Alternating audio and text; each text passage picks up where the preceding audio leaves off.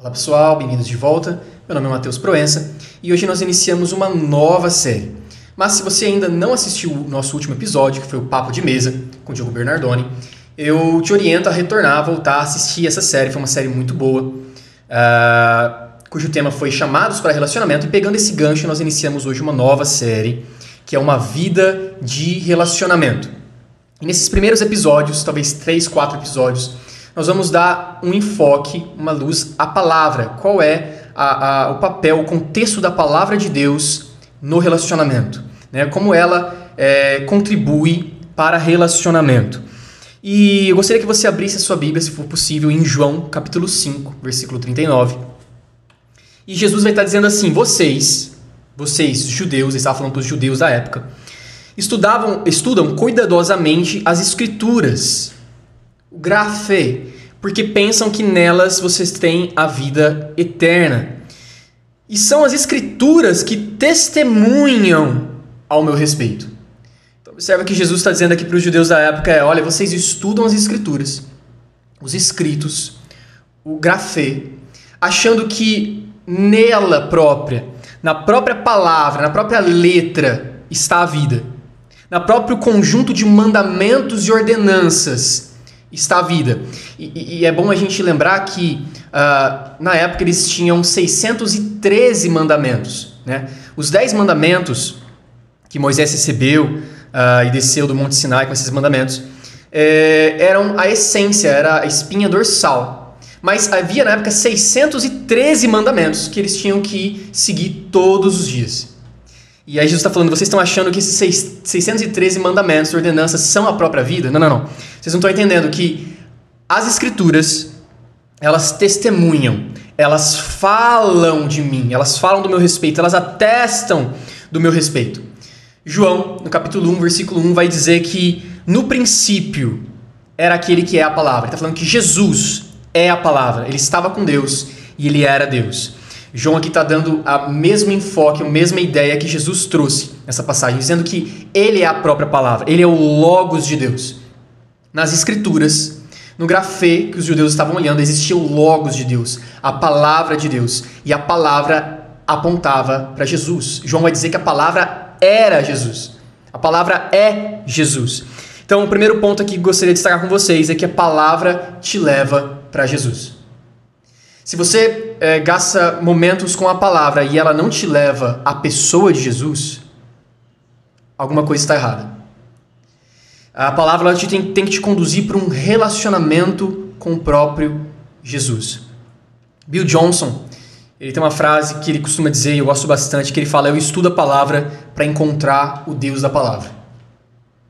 Ele não estuda a palavra para saber coisas que ele precisa fazer ou coisas que ele não deve fazer, mas ele estuda a palavra porque ele quer encontrar o Deus da palavra. Ele quer ter relacionamento com aquele que é a própria palavra, que deu aquela carta de amor, que traz todos aqueles ensinamentos, toda aquela palavra inspirada. Ele quer ter relacionamento com ele.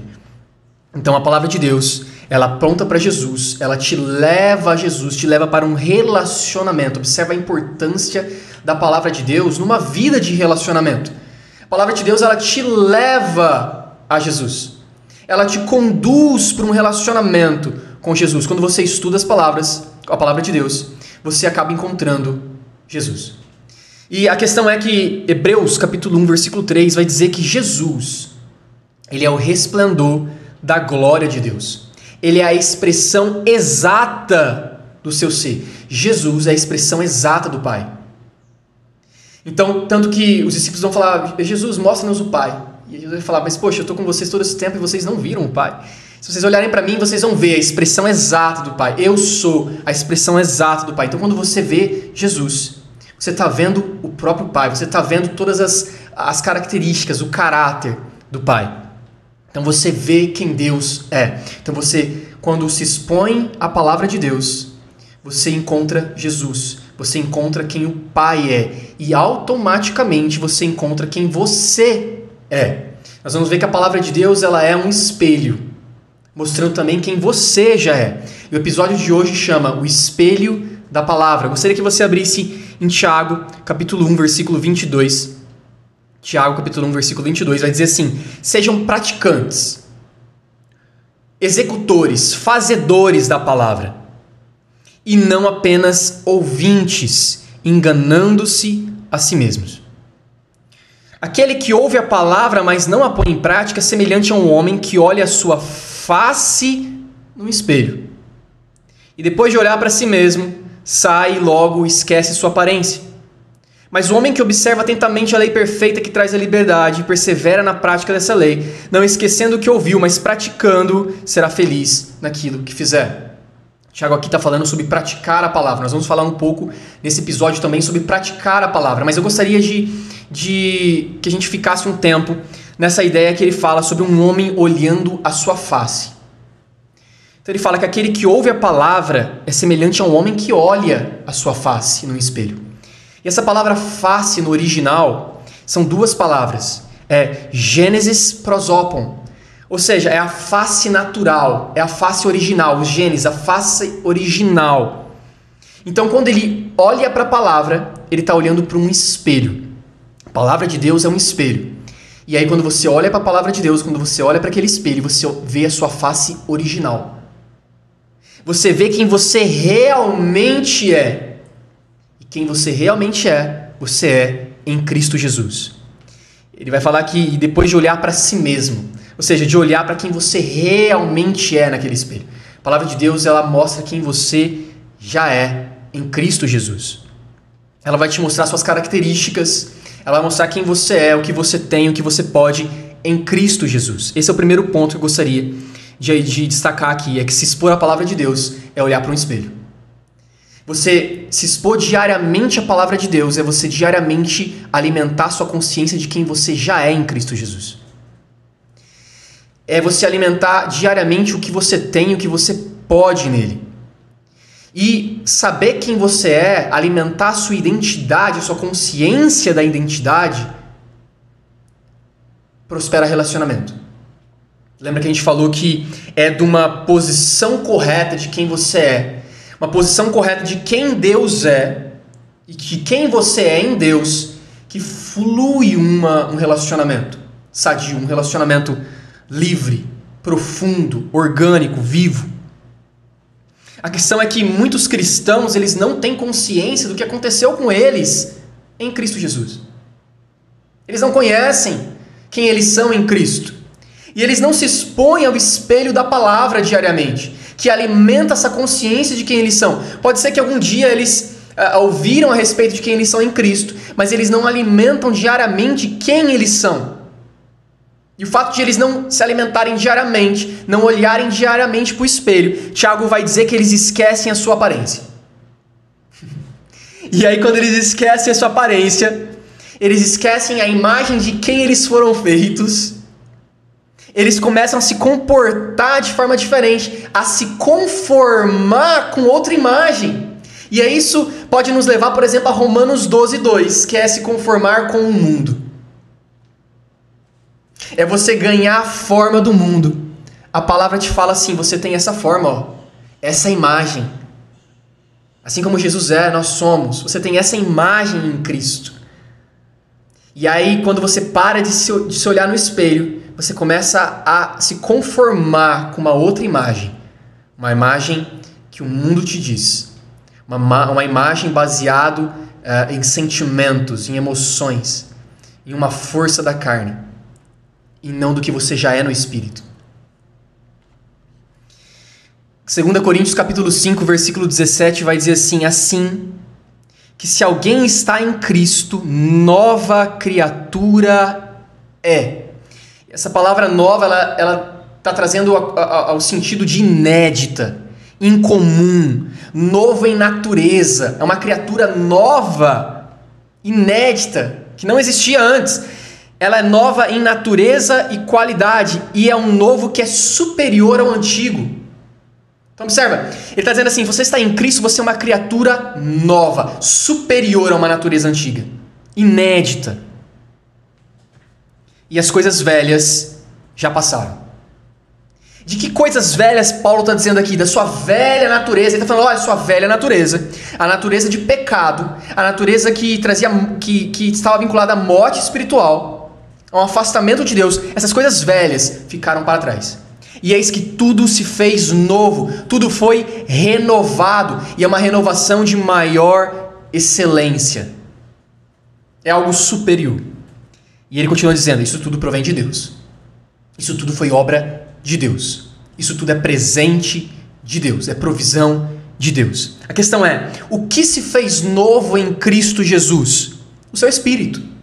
O seu espírito se fez novo em Cristo Jesus. Uma nova criatura. Não é uma maquiagem que você passou no seu espírito. É uma nova criatura, inédita. A natureza que vocês tinham antes ficou para trás. Está morta. Exterminada. Agora você tem uma nova criatura. E você é novo no espírito. Embora a sua alma e o seu corpo sejam os mesmos. E nós vamos falar um pouquinho disso, do que fazemos com o corpo e com a alma no episódio 2. Mas observa que o que se fez novo em Cristo Jesus é o seu espírito. O seu espírito já é novo em Cristo. O seu espírito já tem a natureza do próprio Deus nele. O Espírito Santo já habita no seu espírito se você aceita Cristo, se você está em Cristo Jesus. Então observa que a nova vida, essa nova vida da nova criatura, essa nova condição de vida da nova criatura, ela está fundamentada em Cristo. No que Cristo fez. Ela se processa onde? No Espírito. E uma vez que se processa no Espírito, ela não é vivida nos olhos naturais, ela é vivida pela fé. E observa o que Paulo vai dizer em Colossenses capítulo 3. Essa passagem, talvez ela é uma das minhas passagens preferidas. Ela teve muito presente em algumas estações da minha vida, talvez no ano de 2022. E eu gostaria de ler ela com vocês. Ela nem ia entrar nesse episódio. Vou abrir um parênteses aqui. Ela entrou nos últimos minutos, quando a gente estava fazendo uma oração antes de gravar o episódio. Eu vi o Espírito Santo falando, coloca Colossenses 3. Eu fui lá rapidinho, coloquei Colossenses 3. E agora nós vamos ler. Colossenses capítulo 3, versículo 1. Ele vai dizer assim: então, se vocês estão falando sério sobre viver a nova vida da ressurreição com Cristo, observe que ele está falando de uma nova vida, uma nova condição de vida. E é uma nova vida da ressurreição com Cristo. Ou seja, ela está fundamentada em Cristo. Uma nova vida em Cristo. É uma vida no Espírito. Hajam de acordo com ela. Ou seja, vivam de acordo com essa nova vida no Espírito. Vivam no Espírito. Paulo vai dizer por diversas vezes, não basta estar vivo no Espírito, mas andem também, sigam os passos do Espírito. E ele continua dizendo, busquem as coisas norteadas por Cristo. Não busquem as coisas, não tomem como norte os seus sentimentos. Não tomem como norte suas emoções. Não tomem como norte a sua sabedoria humana. Não utilizem a bússola da sabedoria humana. Mas busquem as coisas norteadas por Cristo. Não fiquem se arrastando por aí cabisbaixos, absorvidos com o que está à frente de vocês. O que está à frente de vocês? Qual é a realidade que está à frente de vocês? Ele está falando de uma realidade natural. Então observa aqui que Paulo fala de duas realidades. E eu vou já falar para vocês, a gente vai trazer talvez essa passagem por diversas vezes no riso, em diversos episódios. Mas Paulo está dizendo aqui sobre duas realidades. Sobre uma realidade natural, uma esfera natural, que continua existente aqui, que você está vivendo no mundo, os seus olhos estão vendo coisas naturais, você está ouvindo coisas naturais, e ele fala, olha, não viva mais segundo o natural, você não é uma criatura natural. Não viva limitado por coisas naturais, você não é uma criatura natural. Porque se você viver baseado no que está à sua frente, ele fala aqui, você vai estar se arrastando por aí, não reinando em vida, como Romanos 5 diz. Você vai estar se arrastando por aí, cabisbaixo, absorvido com o que os seus olhos estão vendo. Se você se detém à esfera natural, se você retorna e começa a viver limitado às paixões naturais, aos desejos naturais, às provisões naturais, você vai viver aquém de uma nova vida que existe disponível. Ele fala, olha, não é essa a sua bússola. Sua bússola é Cristo. Vivam, ajam de acordo com a sua nova vida em Cristo. Uma vida no Espírito. Você já é uma nova criatura, uma criatura sobrenatural. Você é um Espírito. Viva no Espírito. Ele vai continuar dizendo, olhem para cima e observem o que acontece ao redor de Cristo. Então, para onde você deve olhar, meu amado? Você deve olhar para cima e ver o que acontece ao redor de Cristo. Mateus, como é que eu faço isso? Como eu posso fazer isso? Existem algumas formas de você olhar para cima e ver o que acontece ao redor de Cristo. Uma delas é olhar para a palavra. Quando você olha para a palavra, você está olhando e vendo o que está acontecendo ao redor de Cristo. Você está olhando e vendo quem você já é em Cristo. É um espelho. Você está olhando para um espelho. É por aí que devem seguir. Nessa nova condição. Aí ele vai continuar dizendo assim, vejam as coisas da perspectiva dele. Não vejam as coisas por uma perspectiva natural, onde tudo é natural. Você não é uma pessoa que vive segundo a carne. Ou seja, numa condição natural. Não, você é uma pessoa que vive segundo o Espírito. Uma condição espiritual de vida. E Paulo vai dizer, olha, a carne milita contra o Espírito. Fica toda hora querendo falar, não, viva segundo o natural. Paulo vai dizer, não, viva segundo a sua nova condição de vida, no Espírito. E observe quando eu digo viver na carne, não é esse o episódio, a gente pode trazer um episódio sobre isso. Mas não é simplesmente viver no sentido negativo da carne, de cometendo pecados, respondendo a desejos da carne, desejos pecaminosos. Não é só isso. Paulo vai dizer por diversas vezes, carnais, crentes carnais. E nesse episódio, nessa contexto, nessa passagem, Paulo não estava falando sobre cometer pecados. Paulo estava falando sobre crentes sensuais, aqueles que estavam vivendo segundo os sentimentos, segundo o que os olhos estavam vendo, segundo uma esfera natural. Não segundo o que eles já eram em Cristo. Ele fala, vejam as coisas da perspectiva de Cristo. Esteja sensível à dimensão do Espírito. Esteja sensível a quem você é em Cristo. Aí ele vai terminar dizendo no versículo 3, a velha vida de vocês está morta. A velha vida de vocês está morta. A nova vida no Espírito é a vida real. Ainda que invisível aos espectadores, com Cristo em Deus, ela é a vida de vocês. Mateus, como é que eu vivo uma vida que é invisível? Pela fé.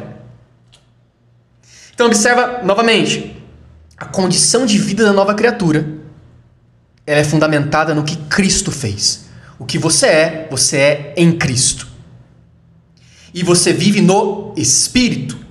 É uma dimensão do Espírito, não é vivendo baseado no que os olhos veem, no que você sente, a sabedoria humana, não.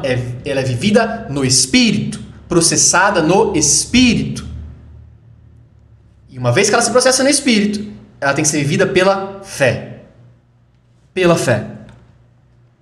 Mateus, como eu sou no Espírito? Como eu já sou no Espírito? A Bíblia diz. Você quer saber como você já é no Espírito? A Bíblia diz. Você quer olhar para um espelho? Mateus, eu preciso olhar no espelho para ver como é que está meu cabelo. Para ver como é que estão meus olhos. Deixa eu me ver, como é que eu tô? Como é que eu sou? Olha para a Bíblia. A Bíblia diz quem você já é em Cristo. Você não é o que seus olhos naturais estão vendo. Você já é o que Cristo disse que você é. Eu trouxe aqui alguns exemplos. 2 Coríntios, capítulo 5, versículo 21, vai dizer, em Cristo, eu e você somos justiça de Deus. Em 1 Coríntios, capítulo 6, versículo 11, vai dizer assim, em Cristo, eu e você somos santificados, somos santos. Em 1 João 4,17, ele vai dizer assim, assim como Jesus é, eu e você também somos deste mundo. Em Romanos capítulo 8, versículo 17, vai dizer que eu e você somos filhos, herdeiros de Deus e cordeiros com Cristo. Em Efésios capítulo 1, versículo 3, vai dizer, eu e você somos abençoados, já fomos abençoados com todas as sortes de bênçãos espirituais em Cristo Jesus. Em 1 Coríntios capítulo 12, versículo 16, vai dizer que eu e você temos a mente de Cristo. Temos uma inteligência divina, uma mente divina, a mente de Cristo. Em Romanos capítulo 8, versículo 37, vai dizer que eu e você já somos mais do que vencedores em Cristo Jesus. Olha para a palavra. Ela vai dizer quem você já é no Espírito. Você é uma nova criatura. E como é que eu sou, Mateus? A Bíblia já diz. Olhe no espelho da palavra quem você já é. Esteja condicionado a viver olhando no espelho da palavra. Não baseie o seu relacionamento com Deus por sentimentos. A gente já falou disso no episódio 2 da série passada, né? Sobre uma crise de identidade. Das vezes a gente ser levado por sentimentos e eles trazerem, por exemplo, culpa, condenação, ou às vezes você não sentir, você acordar num dia e não se sentir amado. Isso é uma mentira. Você não é o que você sente, você é o que você é em Cristo Jesus, no seu espírito. Você é amado. Você é santificado, você é justificado, você é justiça de Deus. Não viva seu relacionamento com Deus pelo que você sente. Não viva seu relacionamento com Deus pelo que você vê naturalmente. Não viva seu relacionamento com Deus pela esfera natural, pelas condições naturais. Olhe para cima e veja o que acontece ao redor de Cristo. Viva a sua nova vida em Cristo Jesus. E Mateus, como é que eu alimento a visão? Mateus, como é que eu sei quem eu já sou? Como é que eu alimento a minha consciência? Olhe para a palavra. Ela diz quem você já é. Ela diz quem você já é. E o segundo ponto que eu gostaria de trazer para a gente fechar esse episódio é a prática da palavra. Observa que Tiago vai dizer aqui sobre não simplesmente ser um ouvinte da palavra. Porque se você for simplesmente um ouvinte da palavra, você olha para o espelho, vê quem você realmente já é, mas o fato de você não praticar a palavra é como se você saísse de frente do espelho e esquecesse sua aparência. Esquecesse quem você já é. E começar a viver não segundo a sua verdadeira imagem, mas segundo uma falsa imagem. Mateus, o que a prática da palavra tem a ver com isso? Que praticar a palavra, ela alimenta a sua consciência. Praticar a palavra, viver sobre a palavra, ativa a sua consciência de quem você é. Ativa a verdade de Deus sobre a sua vida. Praticar a palavra te traz experiências com a palavra. Tiago diz que aquele que ouve a palavra e não pratica está enganando a ele mesmo. Que auto-engano é esse? É achar que você tem a palavra só porque você ouviu um dia. Você não tem a palavra porque você simplesmente ouviu e teve um consentimento mental. Você tem a palavra que você traz para você, que você abraça para você, que você traz para o coração. Entenda, a palavra precisa ser abraçada. Para a gente já caminhar para o final do episódio, Hebreus capítulo 4, versículo 2. Observa essa passagem. O escritor aos Hebreus está trazendo aqui o que o povo de Deus, os israelitas, viveram no deserto. Olha o que ele vai dizer aqui. Pois as boas novas foram pregadas também a nós, tanto quanto a eles. A eles quem? O escritor dos Hebreus está falando do povo de Deus. Se você voltar ao capítulo 3, ele está falando disso, esse é o contexto. O povo de Deus no deserto. Ele está falando, olha, a palavra, as boas novas foram pregadas para mim e para você, assim como foi pregada para o povo de Deus, para os israelitas no deserto. Mas ele vai dizer assim, mas a mensagem que eles ouviram de nada lhes valeu. Observa isso. A palavra foi pregada, a palavra de Deus foi pregada. Essa mensagem aqui é o Logos de Deus foi pregado. Eles ouviram o Logos de Deus. E eu vou dizer mais para vocês. Eles experienciaram coisas com Deus no deserto. Mas, ele está falando aqui, não valeu de nada. Incrível isso, não valeu de nada. E por que não valeu de nada? Ele vai continuar dizendo. Pois não foi acompanhada de fé por aqueles que ouviram. Não basta você ouvir o Logos de Deus. a palavra transmitida de Deus. Essa palavra ela tem que ser revelada e se cair no seu coração. Ela precisa ser abraçada por você. Ela precisa ir para o seu espírito. Essa palavra não tem que ser um consentimento mental. Ah, Mateus, eu ouvi a palavra, eu tenho um conhecimento mental a respeito da palavra, eu estoco conhecimentos. A palavra precisa cair no seu coração.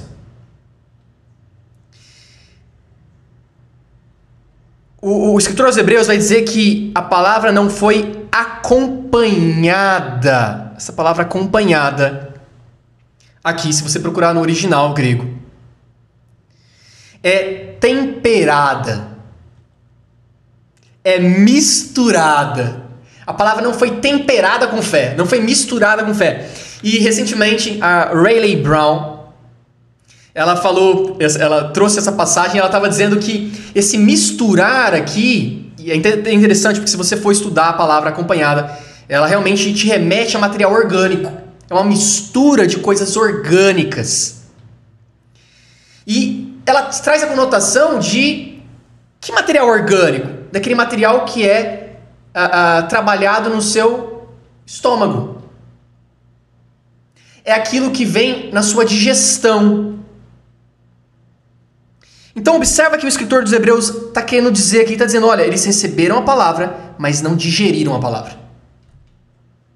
Ou seja, não passou por um processo que aquela palavra, que aquele alimento virou eles. Não adianta você pegar, colocar uma maçã aqui em cima da mesa, mas não comer a maçã, não ingerir a maçã, não passar por um processo de digestão e toda a energia que existe naquela maçã virar sua energia.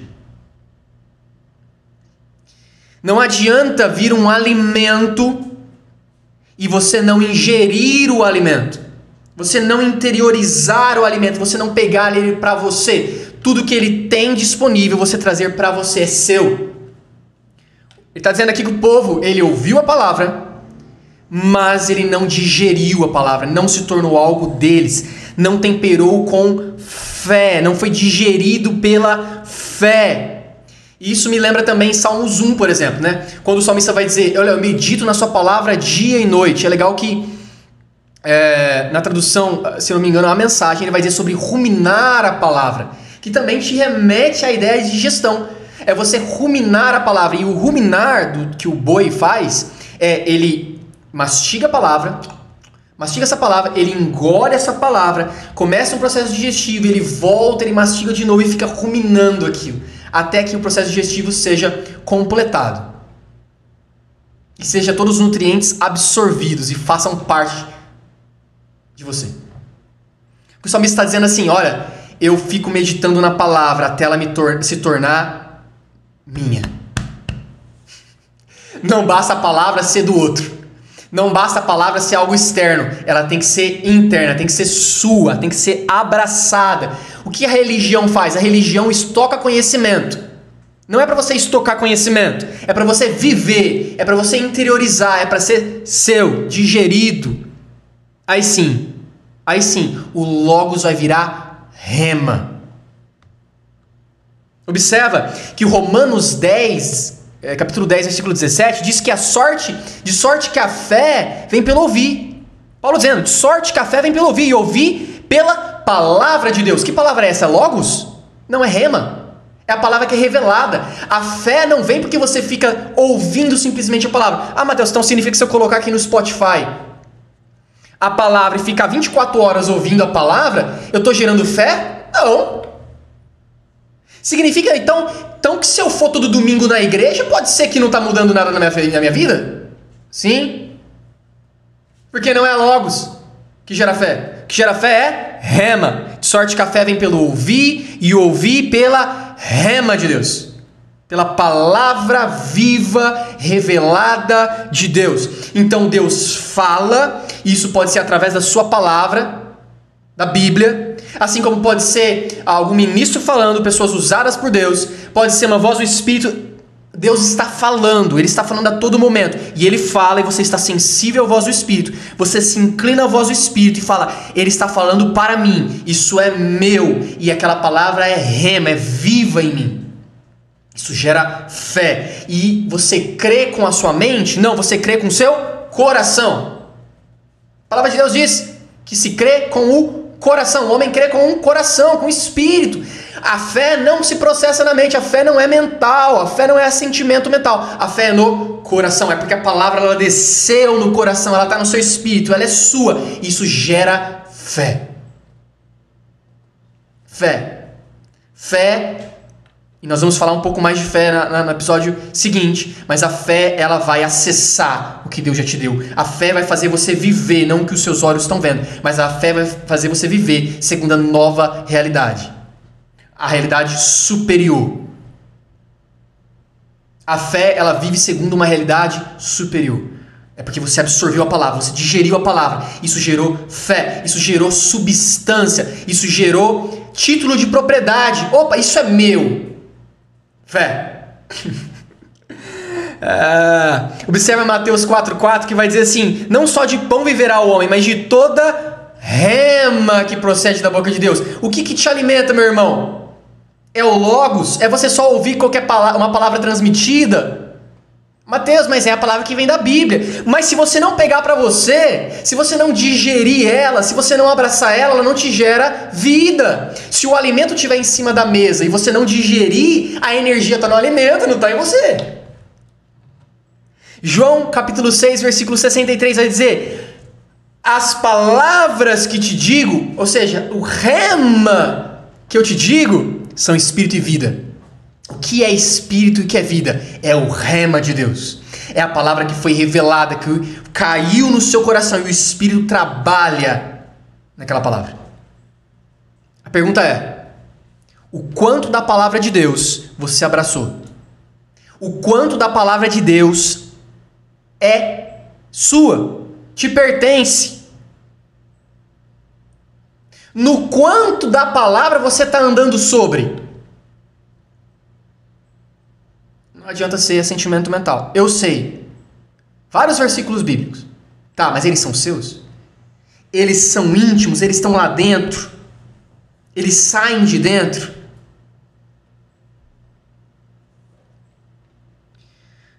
Para a gente fechar, Mateus capítulo 13, versículo 52. Eu vou ler na tradução a mensagem, que é muito legal. Ele vai dizer assim: Jesus acrescentou: então vocês já devem ter notado que um aluno bem instruído no reino de Deus é como o proprietário de uma loja.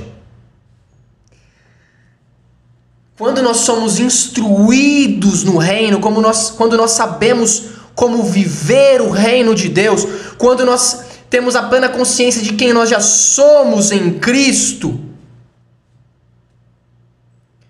e nós já somos o proprietário de uma loja, nós sabemos viver como proprietário de uma loja. Ele vai dizer que tira da prateleira o que necessita, novo ou usado, no momento em que precisa. Meu irmão, você é proprietário de uma loja. Já está na prateleira dessa loja tudo que você precisa, todos os artigos, todos os alimentos, toda a provisão já está na prateleira. Quem comprou o seu dinheiro? Não, Deus. Quem comprou a loja? Você? Não, Deus. Deus comprou a loja. Deus já encheu todas as prateleiras e falou: tá, você é proprietário da loja. E aí então, quando você é um aluno bem instruído no reino, quando você sabe viver segundo o reino, você simplesmente tira a provisão da prateleira quando necessita, no momento em que precisa. Opa, eu estou precisando disso? Tenho na prateleira. Eu estou precisando disso? Tenho na prateleira. Eu sei o que eu tenho na prateleira. Eu sei quem eu já sou em Cristo Jesus. Mateus, o que eu sei que tem na prateleira? Cadê o catálogo? A Bíblia está te mostrando, listando tudo que você tem na prateleira. E você olha e fala: opa, eu tenho isso na prateleira? Tenho isso na prateleira? Deixa eu buscar aqui na prateleira. A Bíblia é um espelho mostrando quem você já é em Cristo Jesus. E isso não é uma condição natural. Isso é uma vida no Espírito que se processa pela fé. A fé vai lá e pega da prateleira a provisão da graça. Acessa a provisão da graça. Amém. Eu gostaria que você abaixasse a sua cabeça, fechasse seus olhos, vamos orar. Pai, nós te agradecemos pela sua palavra, Pai, que nos diz quem nós já somos em Cristo Jesus, que diz o que nós temos em Cristo Jesus, que diz o que nós podemos em Cristo. Pai, nós te agradecemos pela sua palavra que como um espelho mostra quem nós já somos, como o nosso espírito é, uma nova criatura com a mesma natureza do Senhor, vivendo em pleno relacionamento com o Senhor. Pai, nós te agradecemos porque a palavra alimenta relacionamento. A palavra nos leva a Jesus, a palavra nos leva ao Senhor, a palavra nos leva a quem o Senhor é e quem nós já somos em Ti. A palavra alimenta relacionamento. Pai, obrigado, e nós, no nome de Jesus, nós repreendemos toda mentira que um dia foi contada, que está em desacordo com a palavra de Deus. Coisas que foram ditas e que por vezes nós estamos vivendo que não estão na palavra. Nós repreendemos todas essas mentiras no nome de Jesus, que elas caiam por terra no nome de Jesus. Nós voltamos os nossos olhos para a palavra. Nós voltamos nossos olhos para o que acontece ao redor de Cristo. Essa é a nossa nova vida, que é no Espírito, se processa no Espírito, é fundamentada no que Cristo já fez e é vivida pela fé. Nós te agradecemos por isso, Pai, no nome do seu Filho Jesus. Amém, amém. Que a palavra de Deus alimente o seu relacionamento com Ele. Olhe para o espelho todos os dias e veja quem você já é em Cristo Jesus. Olhe para a palavra. Eu declaro uma fome sendo gerada no seu coração pela palavra de Deus. Uma fome pela palavra de Deus, por conhecer quem você é em Cristo Jesus, por quem Deus realmente é. Amém. Sejam abençoados até o episódio na semana que vem.